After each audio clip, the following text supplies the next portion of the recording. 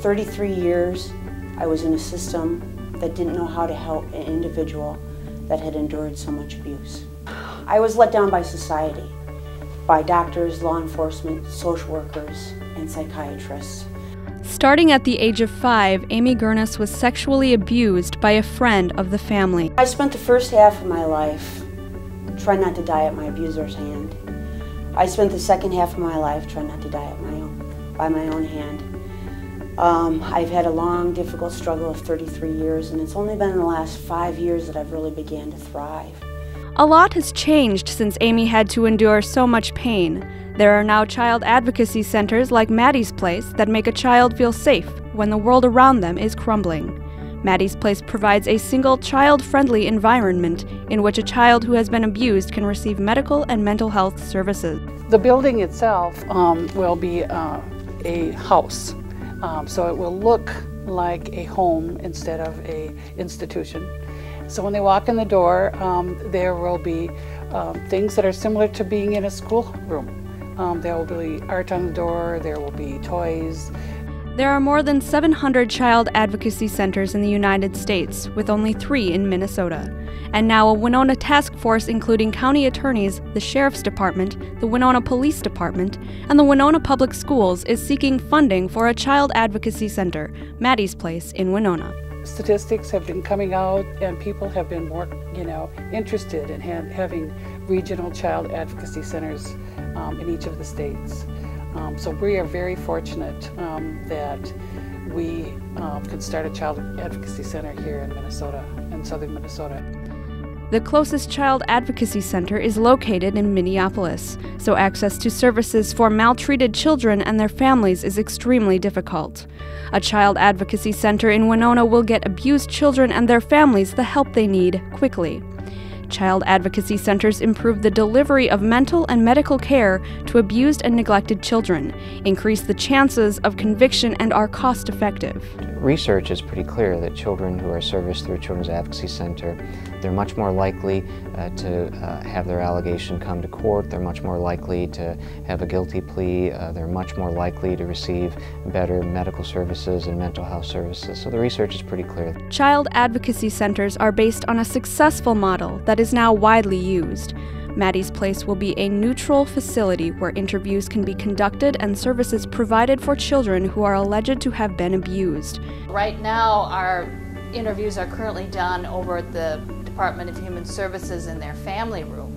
It's a very small room. It's an even smaller room, about the size of a broom closet, where they actually videotape through a one-way mirror. You do a deposition in a small, cramped room with people you don't know, and a camera stuck in your face, and have to tell your deepest, darkest secrets. That's scary, and it's re-traumatizing. It was re-traumatizing for me, and it would be re-traumatizing for any child. Matty's Place will be designed with the child's comfort in mind. Inside it will appear like a child's home, with toys and rooms designed to keep the child relaxed. The child will be able to come into a safe, child-friendly building. They will be interviewed by one person with all the other professionals outside in an observation room, looking on. And then they will be able to leave that building and come back for therapy to a comfortable spot. They know. Matty's Place will provide office space for the Child Protection Team, a non-custodial visitation and exchange center, forensic interviewing, team conferencing, family group decision-making, and child protection workshops. Well, right now we have approximately 250 maltreated children each year in Wabasha, Winona, Fillmore, and Houston counties. Those children then will be able to come to a safe, child-friendly facility, and I think that that's incredible. I think it's really something that we should be proud of in our community. Not only will Matty's Place benefit the community, but the local university, Winona State, as well. It's a wonderful way for our students who are interested in child advocacy or in careers where they will encounter problems of child abuse to learn how to respond while they still have people around them that can offer them guidance and support. For Amy, the development of a child advocacy center in Winona is a dream come true. You know, as a child, I thought many times if I would have survived, I would want to create a place for children and individuals to go to that would be a loving, supporting environment to get the help they need to heal. And this is what Matty's Place is. And this is what they're creating. Matty's Place will be a center where children can rediscover their childhood and overcome their abuse. Through dedication and hard work within the community, Matty's Place can become an important tool in the fight against child abuse. 1 out of 4 children will be sexually abused. We have to keep that in mind. It isn't somebody else's problem, it's ours. If there would have been an organization such as Matty's Place, my abuse may have been discovered and stopped, and I would have received the help I needed earlier in life so I could thrive at an earlier point in my life. There are angels all around us, though many do not know. They are hidden all amongst us in search of lost souls.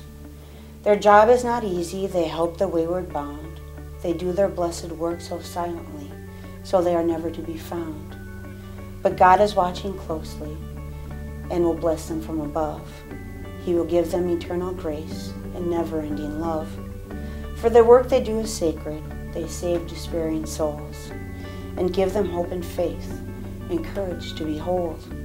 So God bless all the angels, although we cannot see, and pray that God will bless them abundantly. Thank you to all my angels. Amy H. Gurnis.